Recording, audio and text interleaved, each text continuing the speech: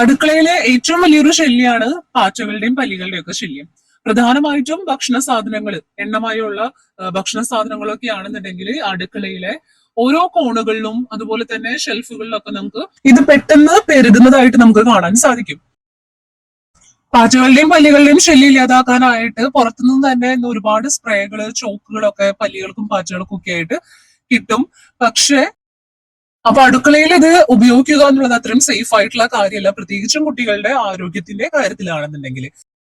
അപ്പോൾ എളുപ്പത്തിൽ തന്നെ നമുക്ക് വീട്ടിലുള്ള കുറച്ച് ചേരുവകൾ, വളരെ കുറച്ച് ചേരുവകളൊക്കെ ഉപയോഗിച്ചുകൊണ്ട് നമുക്ക് ഈ പാറ്റകളെയും പല്ലികളെയൊക്കെ ഇല്ലാതാക്കാനായിട്ടുള്ള ഒരു മരുന്ന് ഉണ്ടാക്കാനായിട്ട് പറ്റും. വളരെ സിമ്പിൾ ആയിട്ട് ഉണ്ടാക്കാം. കണ്ടാലോ?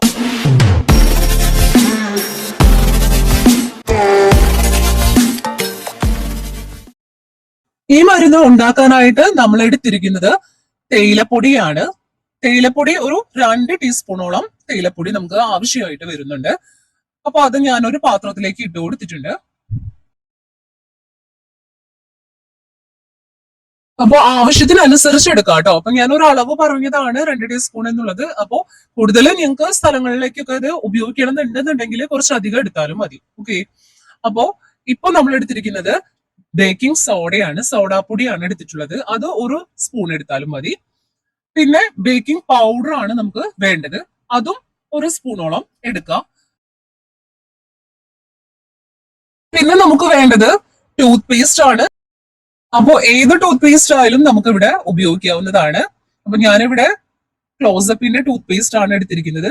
അപ്പൊ അത് കുറച്ച് മാത്രം ചേർക്കാം. കുറച്ചെന്ന് പറയുമ്പോൾ നമ്മൾ എടുത്തിരിക്കുന്ന തേയിലപ്പൊടിയുടെയും ബേക്കിംഗ് സോഡയുടെയും ബേക്കിംഗ് പൗഡറിന്റെയും ഒക്കെ ആ ഒരു അളവിനനുസരിച്ച് അതിനനുസരിച്ച് വേണം നമ്മൾ ടൂത്ത് പേസ്റ്റ് എടുക്കാനായിട്ട്. അപ്പൊ ഇത് നന്നായിട്ട് ഇനി ഈ ഒരു ചേർത്തിട്ടുള്ള ചേരുവകളൊക്കെ നന്നായിട്ടൊന്ന് നമുക്ക് മിക്സ് ചെയ്ത് കൊടുക്കാതെ നന്നായിട്ട് തന്നെ ഒരു സ്പൂൺ വെച്ചിട്ട് ഇളക്കി കൊടുക്കുക.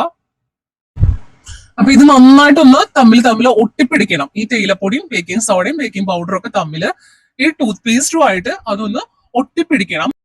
അതാണ് അതിന്റെ ഒരു പരുവം. അപ്പൊ ഇവിടെ ഞാൻ എന്താ നന്നായിട്ട് വീണ്ടും കുറച്ച് പേസ്റ്റ് ഒക്കെ ആഡ് ചെയ്തിട്ട് ഒന്നും കൂടി നന്നായിട്ട് മിക്സ് ചെയ്ത് കൊടുക്കുന്നുണ്ട്. ഇനി നമുക്കിത് ഉരുളകളാക്കി എടുക്കണം. ചെറിയ ചെറിയ ഉരുളകളാക്കി എടുത്താൽ മതി.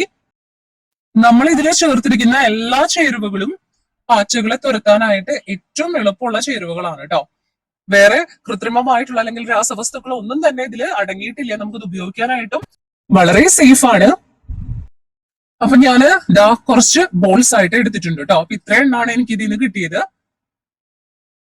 ഇനി ഇത് നമുക്ക് പാറ്റകളൊക്കെ വരാൻ സാധ്യതയുള്ള, പാറ്റകൾ മാത്രമല്ല പല്ലികളും വരാൻ സാധ്യതയുള്ള സ്ഥലങ്ങളിലൊക്കെ, അടുക്കളയിലോ അല്ലെങ്കിൽ പ്രധാനമായിട്ടും അടുക്കളയുടെ ഷെൽഫുകളിലോ അതിന്റെ കോണുകളിലോ പിന്നെ എവിടെയൊക്കെയാണോ പാറ്റയും പല്ലിയും ഒക്കെ വരാൻ സാധ്യതയുള്ളത്, അപ്പൊ നിങ്ങൾക്ക് അവിടെയൊക്കെ ഇത് ഉരുളകളാക്കി വെച്ചു കൊടുക്കും. ഇനി ഇങ്ങനെയല്ലെന്നുണ്ടെങ്കിലും എളുപ്പത്തിനായിട്ട് ഈ ചേരുവകളെല്ലാം ഒരു സ്പ്രേ ബോട്ടിലേക്ക് മാറ്റി അതിൽ കുറച്ച് വെള്ളം ഒഴിച്ചു കൊടുത്തിട്ട് നമുക്ക് സ്പ്രേ ചെയ്ത് കൊടുക്കാം.